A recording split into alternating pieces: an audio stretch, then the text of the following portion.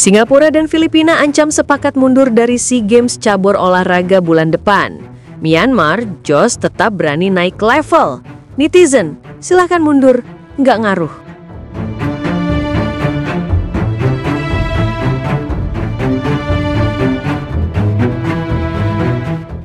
Ancaman mundur dua negara ini sebenarnya justru membuka siapa yang benar-benar siap kompetisi dan siapa yang tidak.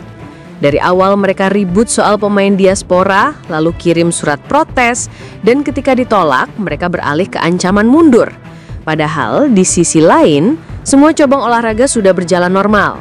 Semua negara sudah persiapan, dan SEAGF sama sekali tidak menunjukkan rasa takut kehilangan salah satu dari dua negara tersebut.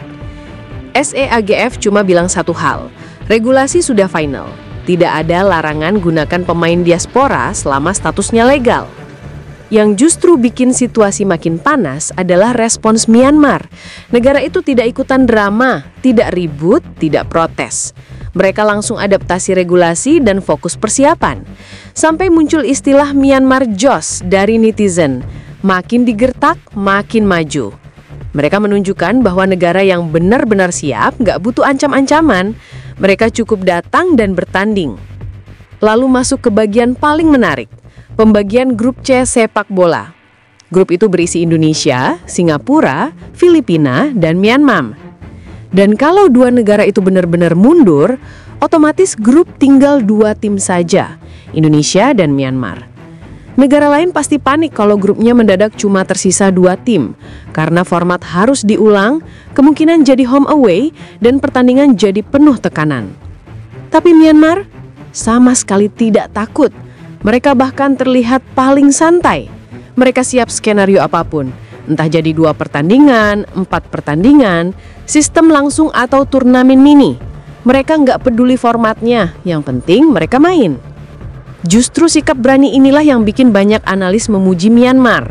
Mereka menunjukkan mentalitas kompetitif, bukan mentalitas elus aturan. Sementara Singapura dan Filipina malah dianggap sedang mencari jalan keluar agar tidak perlu menghadapi lawan yang lebih kuat. Publik ASEAN mulai ngeledek, yang siap bertanding maju, yang nggak siap nyari alasan. Dan kritikan publik bukan tanpa alasan, performanya dua negara itu memang sedang menurun dalam beberapa tahun terakhir. Ketika negara lain seperti Indonesia, Thailand, Vietnam, Malaysia, dan Myanmar fokus bangun tim lewat diaspora, pembinaan, dan persiapan serius, mereka justru mempersoalkan hal-hal administratif di beberapa cabang olahraga lain. Padahal federasi mereka sendiri juga pakai diaspora. Kontradiktif banget. Makanya publik mulai bingung, ini soal prinsip atau karena belum siap bersaing?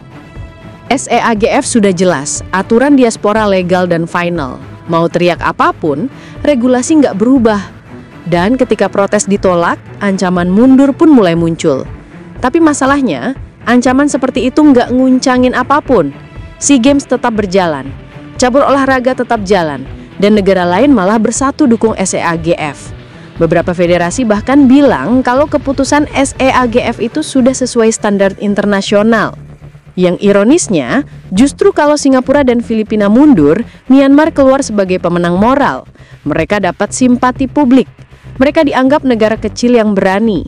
Mereka dianggap satu dari sedikit negara yang tidak mau ikut drama. Mereka siap lawan Indonesia dalam format apapun, dan itu membuat citra mereka melesat. Sementara Indonesia sendiri tidak terpengaruh sama sekali. Indonesia fokus latihan, fokus adaptasi pemain diaspora, fokus memperkuat tim. Tidak ikut balas pernyataan, tidak ikut sindir-sindiran, dan tidak ikut keributan.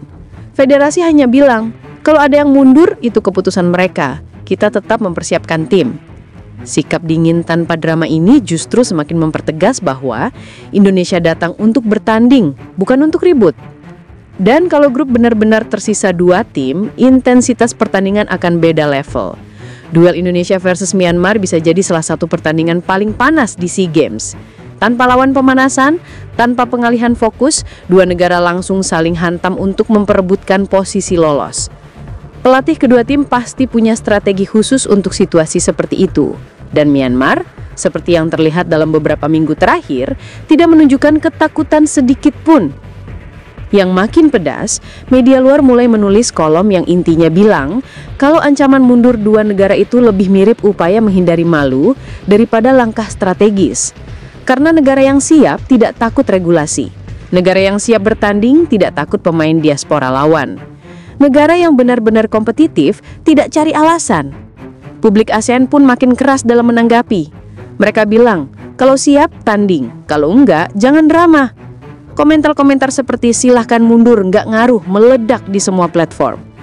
Karena jujur aja, SEA Games tetap panas tanpa dua negara tersebut. Persaingan tetap hidup, tim kuat tetap jalan, negara lain tetap siap bertanding. Yang hilang cuma keributan. Dan kalau mereka benar-benar mundur, efek jangka panjangnya besar. Ranking kompetitif jeblok, sponsor ragu masuk. Pemain diaspora mereka sendiri bingung masa depannya. Dunia olahraga memang sederhana. Negara yang mundur akan dikenang sebagai negara yang tidak siap bersaing. Pada akhirnya, semua ini memperjelas satu hal. Sekarang ASEAN punya dua kubu. Kubu yang siap bertanding meski banyak tekanan, dan kubu yang gampang goyah ketika aturan tidak sesuai keinginan. Dan dari semua drama yang terjadi, semua negara melihat satu pesan besar. Yang berani maju akan dihormati, yang mundur akan dilupakan. SEA Games tetap jalan. Cabur olahraga tetap panas, Indonesia tetap favorit, Myanmar tetap jos, dan dunia melihat siapa yang datang membawa keberanian dan siapa yang datang membawa alasan.